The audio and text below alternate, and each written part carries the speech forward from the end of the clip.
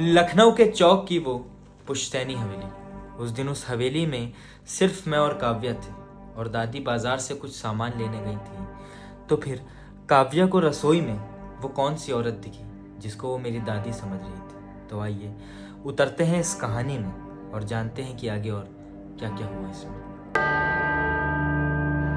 अभी तक की इस कहानी में आपने सुना कि हमारी पुश्तैनी हवेली जिसे हम छोड़कर लंदन शिफ्ट हो गए थे, मगर दादी की जिद पर हम छुट्टियों में वापस आते हैं। तभी मेरी एक बहुत पुरानी फ्रेंड काव्या मुझसे मिलने उसी हवेली में आती है जहाँ उसे एक औरत दिखाई देती है जिसे वो मेरी दादी समझती है। मगर जब मैं बताता हूँ कि दादी तो बाजार गई हैं और घर पर मैं अकेला हूँ, तो वो मुझे ऐसे देखती है जैसे मेरे चेहरे पर कोई चीज़ रेंग रही है। अब आगे की कहानी। मेरे शरीर का सारा खून जैसे जम गया। दादी के बाल छोटे थे और वो साड़ी पहनती थी, लेकिन काव्या ने उन्हें सालों से नहीं देखा था। मैंने एक गहरी सांस भरते हुए कहा,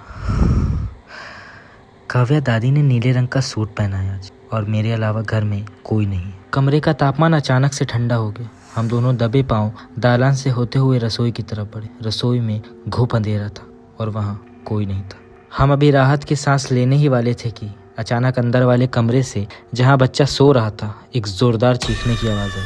लेकिन यह आवाज़ बच्चे के रोने की नहीं थी, बल्कि किसी बूढ़ी औरत के डरावने तरीके से हंसने की थी। और उसके ठीक 1 सेकंड बाद बच्चा ज़ोर ज़ोर से रोने लगा। हम पागलों की तरह उस कमरे की तरफ भागे। दरवाज़ा खोला तो देखा कि बच्चा बिस्तर पर सुरक्षित था, लेकिन रोते रोते उसका चेहरा लाल हो गया था। और सबसे भयानक बात, उस बंद कमरे की खिड़की पूरी तरह खुली हुई थी और छत से लटका पुराना पंखा अपने आप बिना बिजली के धीरे धीरे घूम रहा था। हमने तुरंत बच्चे को उठाया और दादी के आने तक हवेली के बाहर सड़क पर ही खड़े रहे। काव्या उसके बाद कभी उस घर में वापस नहीं आई। सच कहूँ, उस दिन के बाद से मैं भी उस हवेली में कभी अकेले नहीं रह पाई। Thanks for watching my video. अगर आपको हमारी वीडियोस पसंद आती हैं तो हमारी वीडियो को लाइक करें और हमें फॉलो करें, क्योंकि आपका एक फॉलो हमें और अच्छा कंटेंट लाने पर मजबूर कर देता है।